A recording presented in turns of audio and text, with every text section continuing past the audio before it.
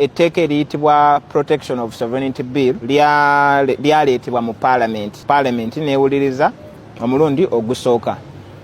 Ebbaga eryo bw'olisoma ligamba nti Uganda terina tteeka lyetongodde li providingira batya obwetwaze bw'abantu n'eggwanga Uganda bye bujja okukuumibwamu. Era ebbaga eyo ne lyongerako nti olw'okuba ekyo kiriwo ekiti nti tewali tteeka li protectinga sovereignty ya Uganda ne bannansi, nti ekyo kivuddemu ebizibu bisatu. Ebbaga eryo ligamba mbu ekizibu ekisooka abagwira bayingiridde nnyo enteekateeka za gavumenti. Ekyokubiri ebbaga ligamba nti abagwira bateeka ssente mu bibiina by'obwannakyewa civil society wano mu Uganda, ssente nga nnyingi, ne bateeka obukwakulizo ku ssente ezo, nga obukwakulizo ne ssente ezo bikontana n'enteekateeka programs plans and programs eza gavumenti eri mu buyinza, nti era ekyo kiwa abagwira abo obuyinza bungi mu ggwanga lyaffe lino. Ekyokusatu ebbago ligamba mbu abagwira bakozesa emitimbagano internet ne bayisaako information oba ne basaasaanya amawulire agaleetawo obutabanguko mu ggwanga n'okubanga abannayuganda tetuli wamu. Akawaayiro akasooka mu bbaga eryo kalambulula ani ayitibwa omugwira, ne kagamba nti omugwira ye muntu yenna atali munnansi wa Uganda oba munnansi wa Uganda atabeera oba atali mu Uganda, oba omaze lunaku lumu wabweru w'eggwanga omazeyo myaka oba ofuuse mugwira. Owokusatu ayitibwa omugwira y'oyo omuntu yenna minisita w'ensonga z'omunda gw'ateeka ku lukalala n'agamba nti okuva leero ono afuuse mugwira. Ekyo kimu. Akawaayiro kennyini akasooka mu bbago era kagamba nti omuntu yenna akolera omugwira oyo mu Uganda wano aba afuuse ejenti wa mugwira, era ne kadefininga agenti w'omugwira oyo ng'omuntu yenna atwala ebiragiro by'omugwira oyo oba ateekebwamu ssente omugwira oyo oba atwala okuluŋŋamya guidance y'omugwira oyo oba amukolera in any way, nti oyo aba afuuse agenti wa mugwira. Bw'ofuuka agenti w'omugwira etteeka ligamba nti awo oba oyina okwewandiisa ne minisita w'ensonga z'omu ggwanga. Okwewandiisa no tekitegeeza kugenda ne weeteeka ku lukalala, kitegeeza oyina okufuna permission eya minisita gwa internal affairs olyoke obeere ng'okolagana n'omugwira oyo. Etteeka lino liina obuwaayiro obulala bungi bwe libagawo oba bwe lyagala okubagisaawo, nga ligamba nti obuwaayiro obwo bwe bunaafuuka etteeka bujja kuyambako mbu okukakasa nti bannansi ba Uganda ne Uganda ng'eggwanga liina obwetwaze. Akawaayiro akamu mu bbaga eryo kagamba nti tewali muntu yenna oba munnayuganda oba mugwira akkirizibwa ku promotinga interests z'abagwira oba akkirizibwa okulemesa etteeka lyo kye liyita national interests. Naye national interests ekigambo ekyo bafureze eyo etteeka terigamba nti kitegeeza kino oba kiri. Etteeka ligamba nti tokkirizibwa kusaasaanya mawulire gonna gasobola kuleeta butabanguko mu ekonomi ya Uganda oba galeetawo general obutabanguko mu ggwanga.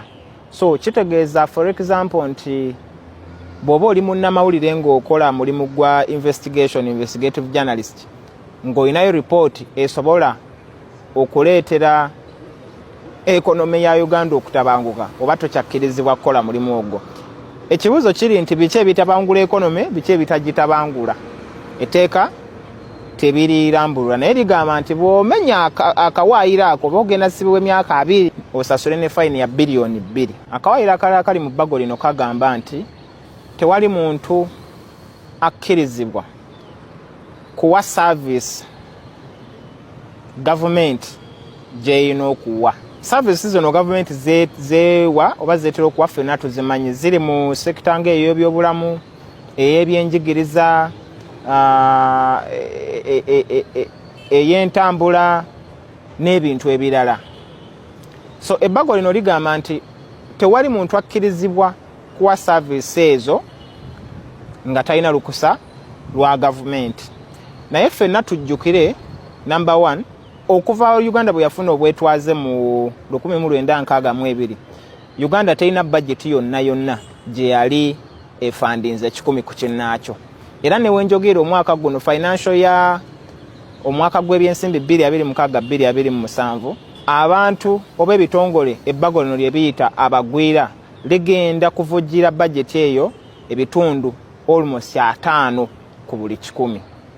Era mukimanyi nti olw'okuba gavumenti terina capacity kuwa services zonna zetwetaaganga bannansi, ebibiina by'obwannakyewa birina services nyingi zebiprovidinga. Mumanyiko NGOs eziri ewamwe maybe nga zijja ne zibalimira borehole, mumanyiyo NGO nga zisponsoringa abaana okusoma, mumanyiyo zi NGO nga zetaso ziteekawo maybe eddagala ery'obwerere, counseling n'ebirala n'ebitongole ebirala bingi ebyenjawulo. Naye organization ezo ezisinga sente ezirunning emirimu zaagyo ziva mu bantu abali ebweru abaziteekamu ensimbi. So ebbago lino ligamba nti kati okuva eweriita etteeka teri muntu akkirizibwa kuddamu kuwa services ezo nga talina lukusa lwa gavumenti.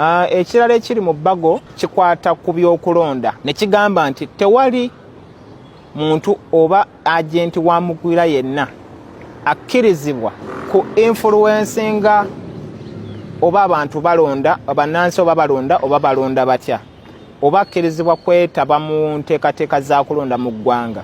Ekyo kitegeeza nti ba observers abantu abaliwo abajja nga bava mu African Union maybe UN n'ebitongole era ebyensi yonna okujja okulaba obululu bwaffe butambula butya baba tebakyakkirizibwa kujja.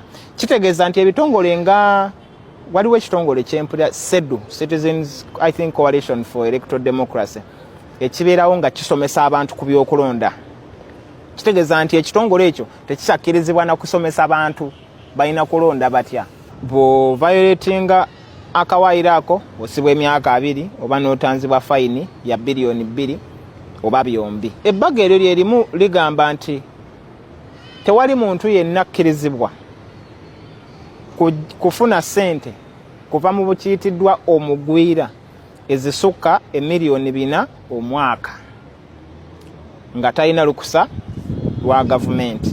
Naye ne miliyoni ezo 4 assuming ozifunye oyina okuzanjulayo wa minisita ow'ensonga z'omu ggwanga. Ekyo nno kitegeeza nti abayimbi baffe tebakyakkirizibwa kufuna sente ziva bweru yadde zisasulwa music waabwe. Abayimbi baffe abakozesa platforms nga Spotify, YouTube n'ebirala tebakyakkirizibwa kusasulwa sente zivaawa bweru, ate bwe basasulwa tezina kusukka miliyoni 4. Ba content creators nga abali ku social media nga aba TikTok, abali ku Twitter, abali ku Facebook ng'ogomanyi nti opostinga video no sasulwa sente platforms ezo nga TikTok n'ebirala. Kitegeeza ebbago lino litegeeza nti naawe oba tolina tokyakkirizibwa kufuna sente ezo nga minisita takuwadde lukusa. Era ne ligamba nti olukusa luno nga bwe nagambye si nti ogenda bugenzi newegatta ku lukalala nti kati nange ndi agent wa foreigner. No, ogenda wa minisita n'omusaba olukusa akuwandiise. Naye ebbago ligamba nti olukusa olwo balukuwa nga basoose kunoonyerezaako omutwe gwo gukola bulungi, oyina capacity ekola emirimu gy'oyo omugwira gw'oyagala okurepresentinga. Baali bakuvunaanyeeko baali bakusingisizaako omusango n'ebintu ebirala. Kino kitegeeza nti minisita alina obuyinza bw'amaanyi nnyo nti asobola okubeesinga akasonga katini bwe kati n'agamba gwe tosaanidde kubeera ku lukalala luno. Ne bw'obanga gwe wandyagadde, ne bw'obanga gwe wandikkiriza n'etteeka eryo era n'obeera weeyinga okuregisteringa, ebbago ligamba nti tekiri automatic.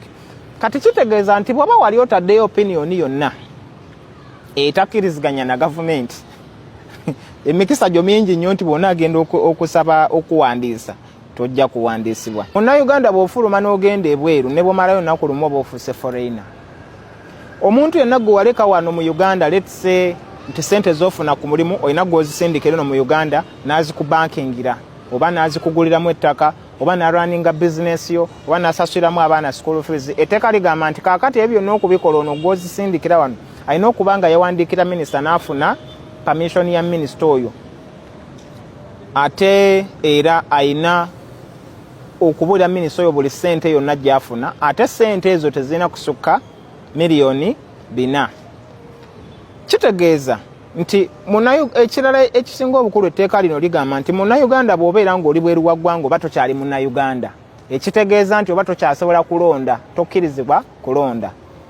Ate nga High Court emabegakawo yavaayo n'egamba nti Electoral Commission erina okuteekawo enteekateeka z'Abannayuganda abali ebweru okulonda, era ne Constitution ya Uganda tegambangako nti omuntu munnayuganda ali ebweru aba takyali munnansi. Naye etteeka ligamba nti kasita ofuluma oba tokyali munnayuganda oba ofuuse muggweera. Bago lino ligamba nti bwe liyisibwa ne lifuuka etteeka, teri muntu yenna oba oli munnayuganda oba oli agent wa muggweera akkirizibwa kuwakanya nkola na nteekateeka za gavumenti nga tosabye lukusa lwa minisita.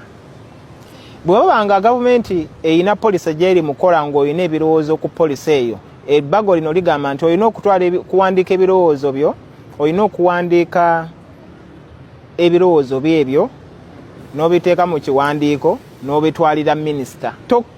Kitegeeza nti tokkirizibwa kujjanga ku Facebook oba ku TikTok gwe n'ovaayo n'ogamba nti kaakati gavumenti mpakanya polisi yaayo ku kino, maybe nze ndowooza polisi ya gavumenti ku byobulambuzi yandibadde bweti. Ebyo byonna bigenda kuba nga tebikyakkirizibwa, ng'ebirowoozo ebyo olina kubitwalira minisita wa interior. Ne mujjukiremu kye nabagambye nti akawaayiro 38 aka constitution kawa omunnansi ebbeetu okwenyigira mu nkola n'enteekateeka za gavumenti era n'okugezaako okuzinfluwensinga. Kakati n'ebbago lyo ligamba nti bwe liyita bwe liti lifuuka etteeka, ekyo kijja kuba tekikyakkirizibwa.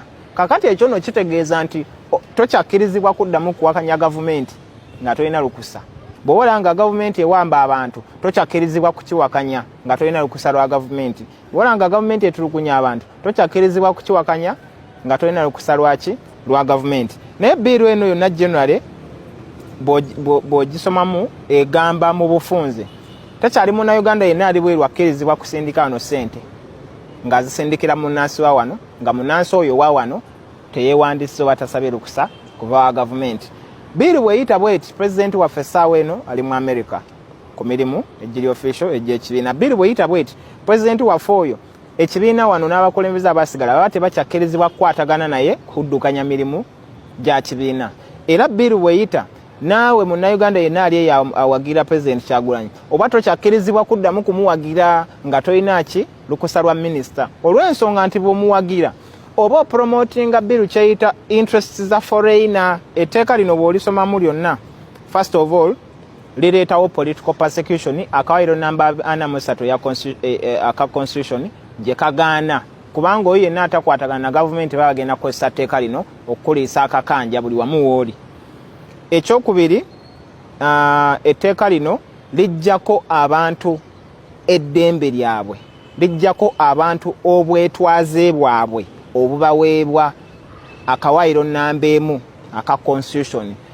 Libajjako obwetwaze ne libuteeka mu mikono gya gavumenti. Ate nga akawaayiro akasooka kagamba nti gavumenti ekola ku lw'abantu era abantu be bagisalirawo kikyekola era basalawo ebafuga etya.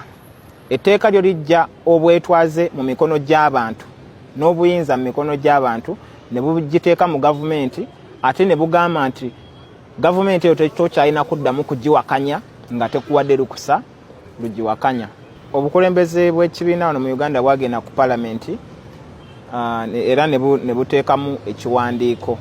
Bagendayo jjojjuuzi ku Monday ne buteekamu ekiwandiiko nga kisaba palamenti etteeka lino erigobe mu bulambalamba bwalyo. Ekibiina tekyasaba nti etteeka likyusibwemu oba akawaayiro akamu kagibwemu, nedda. ekibiina kyasaba nti etteeka lyonna ligobwe kubanga bw'olitunulira lyonna lizze okuggyako abantu obwo obuyinza n'obwetwaze bwabwe byennyini etteeka ate lye bugamba nti libuzze okukuuma. Ekibiina era kyawakanya etteeka lino nga ligamba nti etteeka lino bwe liyisibwa paalamenti nga bwe liri ligenda kuba lireeseewo political persecution constitution gyegaana ligireeta litya. Nkugambye nti minisita alina obuyinza bungi okusalawo ani ayogera ku gavumenti ani atayogera, ani akomentinga ku nteekateeka za gavumenti ani atakomentingako, ani afuna ssente okuva mu lyo lye abagwira ani atazifuna n'ebintu ebirala. Bino byonna bw'obitunuliramu kubanga Uganda yaffe ffenna gye tulimu mugimanyira manyi bwe badde etambula. The clauses in this bill amount to restrictions on the human rights guaranteed by the Constitution for every citizen of Uganda. Nti obuwaayiro obuli mu bbago lino bukolanga obukwakkulizo ku batya bannansi ba Uganda banaakozesa eddembe lyabwe eriri mu ssemateeka.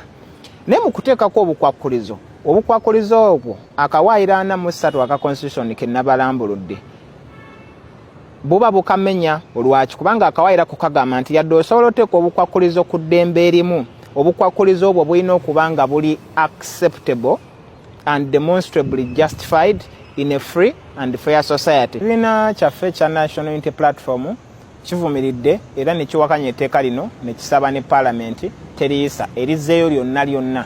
Tukunga bannayuganda mwenna gye muli nammwe okwongera eddoboozi lyammwe etteeka lino liwakanyizibwe kubanga etteeka lino bwe linaayita ligenda kukyusa obulamu bw'ogwe nga munnayuganda mu ngeri nange kennyini kamwakoogera gye sisobola nako. Kigenda kyusa everything that you've known about your life. Kigenda kukyusa engeri gy'olivingamu obulamu bwo. Kigenda kujjawo services ezo ebibiina by'obwannakyewazi ebibadde biwa abantu olw'okuba nti gavumenti tesobola. So etteeka lino ligamba nti gavumenti bw'eremererwa okuwa service emu tewali mulala yenna akkirizibwa kugiwa. Etteeka lino ligamba nti okuva we liyita tokyakkirizibwa kuwakanya gavumenti yonna eri mu buyinza ne bw'oba togiwagira. Twalabyeko gavana wa Bank of Uganda ng'agamba nti etteeka lino bwe liyita ligenda kukyusa ekonomi ya Uganda yonna ligikuba epaka ku ttaka. Muyinza okulowooza nti bwe twogera bwe tutyo tuba tujjubisa oba tu exaggeratinga naye bwe linaayita munanjulira.